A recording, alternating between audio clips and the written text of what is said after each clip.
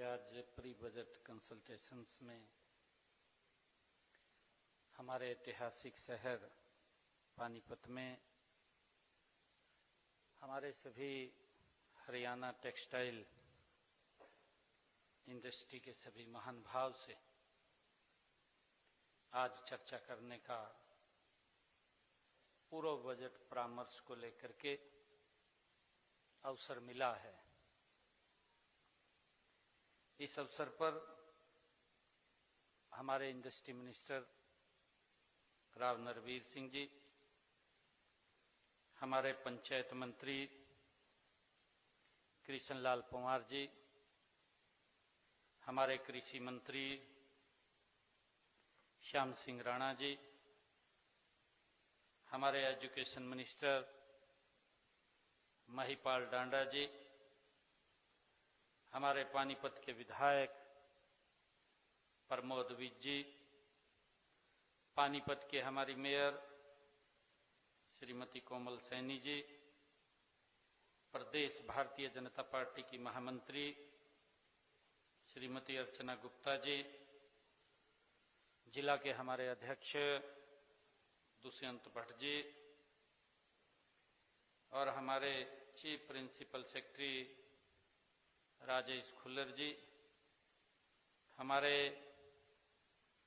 Principal secretary Arun Gupta ji, D Suresh ji, Amit Agarwal ji, Pankaj Agarwal ji और उपस्थित हमारे सभी प्रतिनिधिगण और हमारे सभी निर्यातकों और उद्यमियों के बीच में आज पानीपत में टेक्सटाइल एवं फूड प्रोसेसिंग इंडस्ट्री और हमारे विभिन्न जो उद्योगों से जुड़े प्रतिनिधियों से आज बजट पूर्व परामर्श इस बैठक में मैं आप सबका स्वागत भी करता हूं, आप सबका अभिनंदन भी करता हूं।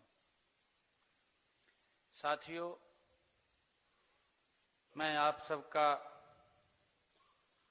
इस पूर्व बजट में आपके रचनात्मक सुझावों से मैं जो वर्ष 2026-27 के बजट में आपसे संबंधित क्षेत्र के लिए उपयुक्त हम प्रावधान कर सकें, इसके लिए हमारी पूरी टीम ने आप सबके महत्वपूर्ण सुझावों को ध्यानपूर्वक सुना भी है, उनको नोट भी किया है, ताकि हमारी जो टेक्सटाइल इंडस्ट्री है इसको और सशक्त और मजबूत किया जाए। जो बजट के अंदर प्रावधान हैं, उन प्रावधानों के तहत आप लोगों के सुझाव उसमें सम्मिलित हों। साथियों, मुझे ये भी आज आपके बीच में कहते हुए, क्योंकि पिछले वर्ष जब हमने सुझाव लिए थे उसमें से बहुत सारे महत्वपूर्ण सुझाव हमने बजट में शामिल किए और उसका लाभ भी हमारे इंडस्ट्रियल सेक्टर्स को मिल रहा है। बजट पूर्व परामर्श, क्योंकि कई बार आप लोग भी इस बात की चर्चा करते थे, बोलते थे कि ये बजट ये सरकार का बजट है, परंतु साथियों, ये 7वां हमारा पूर्व परामर्श, ये बजट 7वां बजट है और इसमें आप सबसे सुझाव लेकर के इसमें शामिल करते हैं। और हमारी सरकार की सोच है, आदरणीय नरेंद्र मोदी जी के नेतृत्व में, कि ये बजट ये सरकार का बजट नहीं, ये जनता का बजट होना चाहिए, जिनके लिए ये बजट बन रहा है। साथियों, उसी आधार के ऊपर आप सबसे सुझाव लेकर के इन महत्वपूर्ण सुझावों को हम इसमें शामिल भी कर रहे हैं।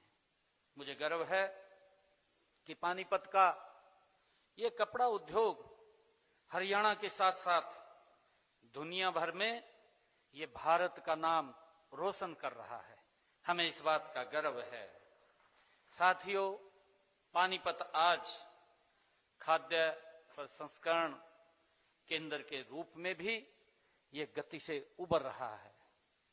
साथियों, हम सब जानते हैं कि फूड प्रोसेसिंग इंडस्ट्री पूरे प्रदेश में किसानों और उपभोक्ताओं के बीच एक मजबूत सेतु का कार्य भी ये कर रही है।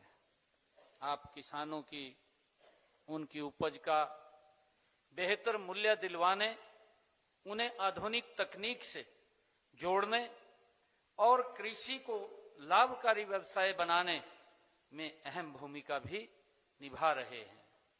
साथियों, आज जब मैं आप सबके साथ चर्चा कर रहा था तो आप लोगों की बात को मैं बहुत ध्यानपूर्वक एक एक व्यक्ति का जो सुझाव था उसको हम सुन रहे थे। साथियों, मुझे देश के यशस्वी प्रधानमंत्री आदरणीय नरेंद्र मोदी जी का भारत मंडपम में जो उन्होंने एक बात अपने संबोधन के अंदर उन्होंने कहा था, उसमें उन्होंने जो शब्द कहे थे, उन्होंने कहा था कि जिस तरह एक लोम कई धागों के साथ जोड़ता है, उसी तरह टेक्सटाइल सेक्टर भारत को पूरे विश्व के साथ जोड़ रहा है, ये आदरणीय प्रधानमंत्री जी ने कहा था। साथियों, देश के यशस्वी प्रधानमंत्री आदरणीय नरेंद्र मोदी जी ने टेक्सटाइल सेक्टर के लिए 5F की भी बात उन्होंने उसका मंत्र दिया था, वो भी शायद हम सब जानते हैं, और जिसका अर्थ था 5F का कि फर्म टू फाइबर और फाइबर टू फैक्ट्री और factory to fashion, fashion to form. ये आदरणीय प्रधानमंत्री जी ने अपने 5F के जो मंत्र दिया था उन्होंने कहा था। साथियों, हम हरियाणा में इसी 5F के ऊपर हमारा जो सरकार का विजन है उसको साकार करने के लिए हमारी सरकार प्रतिबद्ध है। साथियों, मुझे आपको यह बताते हुए भी ये खुशी हो रही है कि हमने हरियाणा आत्मनिर्भर टेक्सटाइल पॉलिसी की अवधि 1 वर्ष के लिए बढ़ाई है। जो आप लोगों के सुझाव भी आए थे, 18 दिसंबर 2026 तक इसको हमने किया है। साथियों, हमने एक और बड़ा फैसला वो लिया है जिसमें पूंजीगत निवेश सब्सिडी के तहत अब मालिकों की संख्या पर कोई सीमा नहीं रहेगी, ये भी हमने फैसला लिया है। साथियों, हम सब जानते हैं कि अब जितने भी योग्य उद्यमी आएंगे, सरकार उन सब की मदद करेगी। साथियों, यह पॉलिसी जो बन रही है ये केवल हमारे एक कागज का टुकड़ा नहीं है। साथियों, मैं कहना चाहता हूं बल्कि यह हमारे विश्वास का ये प्रतीक है। अभी तक हमें इस पॉलिसी के तहत 354 आवेदन भी प्राप्त हुए हैं। इनके लिए 367 करोड़ रुपए की ग्रांट स्वीकृत भी की जा चुकी है। साथियों, देश के यशस्वी प्रधानमंत्री आदरणीय मोदी जी ने ये एक सही बात कही थी। उन्होंने कहा था कि दुनिया होलिस्टिक हेल्थ और सस्टेनेबिलिटी की तरफ जा रही है, ये आदरणीय प्रधानमंत्री जी ने कहा था। साथियों, आज दुनिया केमिकल मुक्त और प्राकृतिक रंगों वाले कपड़ों की मांग वो कर रही है, और मुझे विश्वास है कि हमारा पानीपत इस दिशा में ग्लोबल लीडर बन सकता है। हमें ये पूरा विश्वास है। मुझे इस बारे में भी जानकारी लगी है कि इस दिशा में कदम हमारे लोग बढ़ा चुके हैं। अब केवल पारंपरिक काम ही नहीं साथियों, बल्कि वेस्ट टू वेल्थ और पेट टू फाइबर तथा एंटी बैक्टीरियल टॉवल्स जैसे नए प्रयोग हम कर रहे हैं। साथियों, मुझे ये भी खुशी है कि देश के यशस्वी प्रधानमंत्री आदरणीय नरेंद्र मोदी जी ने अफ्रीका के बाजार का एक बहुत सुंदर उदाहरण भी उन्होंने दिया था। उन्होंने कहा था कि कैसे वहां के लोगों को ज्यादा चौड़ाई वाले और चटक रंगों के कपड़ों की वो जरूरत होती है, उसके बारे में उन्होंने कहा था। और मेरा आप सभी जहां जो हमारे इंडस्ट्रियल टेक्सटाइल के सभी महानुभाव बैठे हैं, मैं आपसे आग्रह भी करूंगा कि हमें केवल पारंपरिक माल नहीं बेचना है, हमें विश्व बाजार की संस्कृति और मांग को भी समझ करके हमें इसे आगे बढ़ाना है। हम चाहते हैं कि पानीपत का कपड़ा जब यूरोप या किसी अन्य देश के अंदर जाए तो उस पर जो लिखा हुआ होता है make in India, made in Haryana, जब ये लिखा होता है तो दुनिया के लिए ये गुणवत्ता की गारंटी है और उसका ये संकल्प भी है। साथियों, इसके लिए हमने जो मेडिकल टेक्सटाइल और टेक्निकल टेक्सटाइल जैसे नए क्षेत्रों में भी रिसर्च हमें करनी होगी, हमें इसके ऊपर जोर देना होगा। साथियों, हमने इसके लिए भी बजट में पर्याप्त प्रावधान वो किए हैं। हम हरियाणा में नेशनल जो टेक्निकल टेक्सटाइल मिशन के साथ मिलकर नई मशीनरी और ट्रेनिंग के लिए भी सब्सिडी दे रहे हैं। साथियों, हमारा टेक्सटाइल सेक्टर की सबसे बड़ी जो ताकत है वो हमारी नारी शक्ति है। हम सब इस बात को जानते हैं। परिधान बनाने वाले हर 10 साथियों में से 7 महिलाएं यहाँ पर काम करती हैं। और बजट 2025-26 में हमने महिलाओं के कौशल विकास के लिए विशेष फंड का प्रावधान भी किया है। साथियों, हम चाहते हैं कि हमारी महिला श्रमिक केवल मजदूर न रहे बल्कि वो डिजाइनिंग और मैनेजमेंट में भी आगे आए। साथियों, पिछले 10 वर्षों में टेक्सटाइल में एफडीआई 2 गुना हुआ है। हमारा लक्ष्य है कि पानीपत, गुरुग्राम और फरीदाबाद मिलकर के हरियाणा को ग्लोबल एक्सपोर्ट हब बनाया जाए, इसके लिए भी हम काम कर रहे हैं। मित्रों, आज बढ़ती जनसंख्या, बढ़ते शहरीकरण और स्वास्थ्य के प्रति सचेत उपभोक्ताओं के कारण उच्च कोटि के खाद्य पदार्थ की मांग निरंतर बढ़ रही है। साथियों, इस मांग को पूरा करने के लिए खाद्य प्रसंस्करण उद्योग को और अधिक व्यापक बनाने की आज आवश्यकता है। साथियों, क्योंकि यही उद्योग हमारे जो खाद्य पदार्थों को लंबे समय तक खराब होने से वो बचा सकता है। आज देश में फूड प्रोसेसिंग उद्योग बढ़ाकर लगभग 35 लाख करोड़ रुपए तक ये पहुंच गया है। हम सब इस बात को जानते भी हैं। यह वर्ष 2023 में बढ़कर जो 2032 तक ये बढ़कर के लगभग 73 लाख करोड़ रुपए ये हो जाएगा, वहां तक पहुंच जाएगा। और इसलिए इस उद्योग में निवेश व विकास की व्यापक संभावनाएं हैं। साथियों, अगर हरियाणा की हम बात करें, हमारे यहाँ पर 28,000 से भी अधिक फूड प्रोसेसिंग यूनिट यहाँ पर लगे हुए हैं। फिर भी यहाँ इस इंडस्ट्री के लिए अपार संभावनाएं हैं।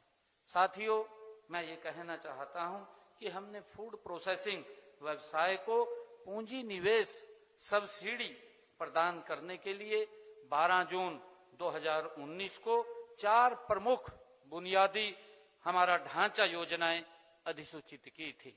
साथियों, इनमें पहली योजना में फूड प्रोसेसिंग इकाइयां की स्थापना, विस्तार व विविधीकरण के लिए सब्सिडी की व्यवस्था भी की गई थी। इसके तहत परियोजना लागत पर 25% की पूंजी निवेश सब्सिडी प्रदान भी की जाती है। यह सब्सिडी ए व बी ब्लॉक में 50 लाख रुपए और सी व डी ब्लॉक में 1 करोड़ रुपए मिलती है। साथियों, दूसरी योजना जो बैकवर्ड और फॉरवर्ड लिंकेज योजना है, उसके तहत परियोजना लगभग 50% से ये की पूंजी जो सब्सिडी प्रदान की जाती है, यह सब्सिडी ए व बी ब्लॉक में 2.5 करोड़ रुपए और लगभग सी डी ब्लॉक में ये 3.5 करोड़ 50 लाख रुपए तक दी जाती है।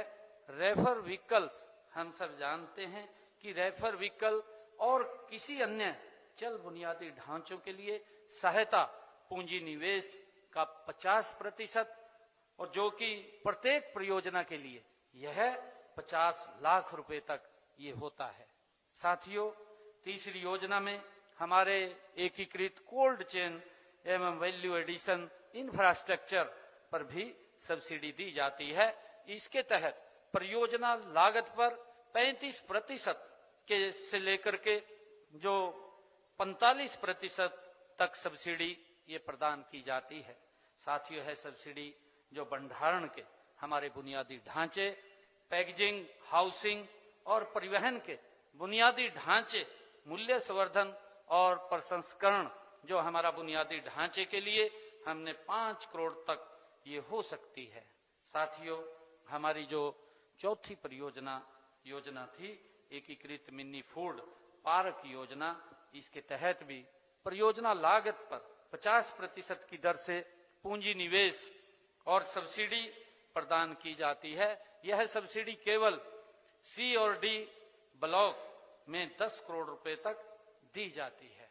साथियों, आज का भारत परिवर्तन के दौर से गुजर रहा है, हम सब इस बात को जानते हैं। यह परिवर्तन आप जैसे जो उद्यमशील हमारे लोगों की जो मेहनत है, उनका जो परिश्रम है, नवाचार और जोखिम उठाने की क्षमता से ये संभव भी हुआ है। साथियों, मुझे खुशी है कि चाहे मैन्युफैक्चरिंग हो और चाहे सर्विस सेक्टर हो, कृषि आधारित उद्योग हो या स्टार्टअप, हम सेक्टर्स ने देश को आगे बढ़ाने की जो ऐतिहासिक भूमिका हम सब मिलकर के निभा रहे हैं।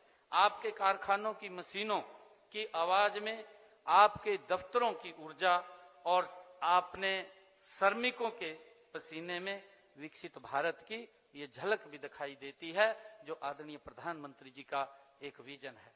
उन्होंने जो विजन लिया है, साथियों, मुझे खुशी है आप लोगों को बताते हुए कि आदरणीय प्रधानमंत्री जी ने जो उनका संकल्प है 2047 कि भारत 2047 तक एक विकसित राष्ट्र बनेगा, और कल भी उन्होंने इस बात को दोहराया है।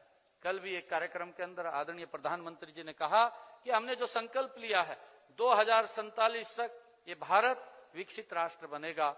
हमने 24 दिसंबर को हरियाणा का विजन डॉक्यूमेंट 2047 हमने भी एक जारी किया है, जो 6 स्तंभों के ऊपर मजबूती से काम करेगा। और उसको लेकर के हमने एक मीट्स भी आयोजित की थी गुरुग्राम के अंदर, जिसमें बड़े प्रबुद्धजन, एक्सपर्ट्स और वैज्ञानिक हमने उसके ऊपर चर्चा के लिए 1 दिन का पूरा हमने वहां सेमिनार रखा था। और उसके ऊपर लगातार चर्चा हमारे एक्सपर्ट्स ने की है कि हमारा ये एक संकल्प है कि जब भारत विकसित होगा तो हरियाणा भी उसके अंदर प्रमुख भूमिका में अपनी भूमिका अदा करेगा। उसके ऊपर भी हम आगे बढ़ रहे हैं। साथियों, और मैं आपसे ये भी कहना चाहता हूं कि आज जब हम विकसित भारत और विकसित हरियाणा के विजन को साकार करने के लिए गति से हमारी सरकार आगे बढ़ रही है, तो उसकी असली ताकत आप सेक्टरल जो एसोसिएशन यहाँ आज इस पूर्व बजट परामर्श के अंदर आप लोग आए हैं, इसके अंदर ये छिपी हुई है। आप नीति, जमीन, हकीकत के बीच एक सेतु का काम करते हैं। आपकी समस्याओं व समाधान हमारी सरकार की प्राथमिकता है और आपके सुझाव हमारे लिए मार्गदर्शक हैं। मैं आप सबका बहुत धन्यवाद करता हूं और मैं आप सबको एक बधाई भी देना चाहूंगा कि आपने बहुत अच्छे सुझाव दिए हैं, जिनको हमने ध्यानपूर्वक सुना भी है और उनको नोट भी किया है। इसमें हमारे जो राकेश जैन जी ने सुझाव दिया है, राकेश जी ने दिया है कि पानीपत में हैंडलूम उद्योग को सशक्त हेतु एक समर्पित हैंडलूम संस्थान को स्थापित किया जाए। ये हमारे राकेश जैन जी ने कहा है। आपके ये जितने भी सुझाव, बहुत महत्वपूर्ण सुझाव आपने दिए हैं, आप सबके सुझावों को हमने इसमें नोट किया है। और साथियों, भीम राणा ने सुझाव रखा है कि पानीपत में औद्योगिक श्रमिकों के लिए सुव्यवस्थित श्रम आवास की सुविधा विकसित की जाए। और इसी प्रकार हमारे नितिन अरोड़ा द्वारा जी भी यह सुझाव दिया गया कि पानीपत के उद्योगों हेतु जो कॉमन बॉयलर की सुविधा उपलब्ध कराई जाए, जिसमें लागत एवं ऊर्जा दक्षता में सुधार हो। ये सुझाव भी आपकी तरफ से आया है, हमने इसको नोट किया है। चाहे हमारे मनोज अरोड़ा जी हैं, उन्होंने करनाल में एक फार्मा पार्क की बात उन्होंने कही है कि उसको स्थापित किया जाए, उसके लिए हम गति से काम कर रहे हैं। आपकी तरफ से सुझाव आया है। हमारी बहन सुश्री अंकिता ने भी सुझाव दिया है कि महिला उद्यमियों को कम ब्याज पर दर सरल ऋण सुविधा पर उपलब्ध किया जाए। ये आपकी तरफ से सुझाव आया है। और हमारे अक्षय कटारिया जी ने भी सुझाव दिया है कि हरियाणा में वैश्विक बाजार में आर्थिक प्रतिस्पर्धा बनाने हेतु प्रोत्साहन योजनाओं को सुदृढ़ किया जाए। इसके बारे में आप लोगों ने सुझाव दिया है। और क्योंकि बहुत सारे सुझाव आप सबके आए हैं और हमने आपके एक एक सुझाव को लिखा है, उसको ध्यानपूर्वक सुना है। मैं धन्यवाद करता हूं आप सबका कि इतने महत्वपूर्ण सुझाव आप लोगों ने दिए हैं। और मैं आपको एक आश्वासन भी करता हूं कि हम आपके साथ कंधे से कंधा मिला करके, हमारी सरकार आपके साथ खड़ी है। आपको किसी प्रकार की कोई हम समस्या नहीं आने देंगे। हम चाहते हैं कि हरियाणा एक इंडस्ट्रियल हब बने, जैसा पानीपत ने पूरे विश्व के अंदर हरियाणा का गौरव ऊंचा किया हुआ है। इसमें चाहे इंफ्रास्ट्रक्चर हो, चाहे कौशल विकास की आपने जो बात की है, चाहे आसान नीतियां हो, या वैश्विक प्रतिस्पर्धा में आपको सक्षम बनाना हो, इसके लिए हम निरंतर काम कर रहेंगे। हमारी सरकार ये काम करती रहेगी। साथियों, मैं आपसे एक आग्रह भी करना चाहूंगा, क्योंकि जैसा मंच से भी बताया गया है, मंच से भी इसकी घोषणा की गई है कि आपके मेज के ऊपर एक QR कोड, आप उसको स्कैन करिए और स्कैन करके उसके हमने AI बेस्ड चैट बॉक्स उसका भी प्रावधान किया है। आपके पास बहुत सारे महत्वपूर्ण सुझाव आपने हमें दिए हैं। अभी आपके ध्यान में कुछ और भी आ सकते हैं कि ये भी होना चाहिए, वो सुझाव भी मेरा आग्रह है आप उसके ऊपर अवश्य डालिए। और मैं ये भी कहना चाहता हूं कि आप उनको भी डालिए। जब आप कहीं चर्चा करें बैठ करके कि इस प्रकार से पूर्व बजट परामर्श हमारा हुआ है, वहां से भी अगर कोई व्यक्ति आपको अच्छा सुझाव दे जिससे कि हमारे इंडस्ट्रियलिस्ट को उसका लाभ मिले, तो वो सुझाव भी आप उसके ऊपर शेयर कीजिए। अभी बताया भी गया है, जो हमारा ये 7वां पूर्व बजट परामर्श है, इसके अंदर लगभग जो 1500 साढ़े 1500 सुझाव आए थे और उनमें से हमने जो इसमें शामिल किए हैं। मैं आपसे ये आग्रह करना चाहूंगा कि आने वाले 8-10 दिनों में आप इन सुझावों को हमारे साथ अवश्य शेयर करिए। और एक आग्रह भी मैं आप लोगों से करना चाहूंगा। मैं आग्रह ये करना चाहूंगा कि क्योंकि मैं वित्त मंत्री के नाते बजट मुझे पेश करना होता है, जब मैं ये बजट पेश करूं, आप सब लोगों ने चर्चा की, मेरा आप लोगों से आग्रह है कि जिस दिन ये बजट मैं पेश करूं, उस दिन आप लोग उससे अवश्य ध्यान पूर्वक सुने और देखें। मेरा आप लोगों से आग्रह है। और जिन लोगों के हमारे सुझाव इसमें शामिल होंगे, मैं आपको आश्वस्त करता हूं कि हम उनको निमंत्रण दे करके हरियाणा की विधानसभा में बुलाएंगे, ताकि वो वहीं बैठ करके उसको सुझावों को देखें भी और सुने भी। हमारे अमित जी थे ना, ये अमित गुप्ता जी कहाँ हैं? अच्छा, उनको बोलना कि वो अवश्य जरूर वहां पर आए, क्योंकि उनके बड़े महत्वपूर्ण सुझाव थे जो उन्होंने दिए हैं। और साथियों, आप लोगों को ये लगेगा कि ये बजट सरकार का नहीं है, पीछे भी जो आपके सुझाव आए थे हमने शामिल किया था। आप लोगों को महसूस होगा कि ये बजट सरकार का नहीं, ये बजट हमारा है और यही हमारी सोच है। आदरणीय मोदी जी के नेतृत्व में हम जो आपने सुझाव दिए हैं, उन सुझावों को हम इसके अंदर शामिल कर रहे हैं।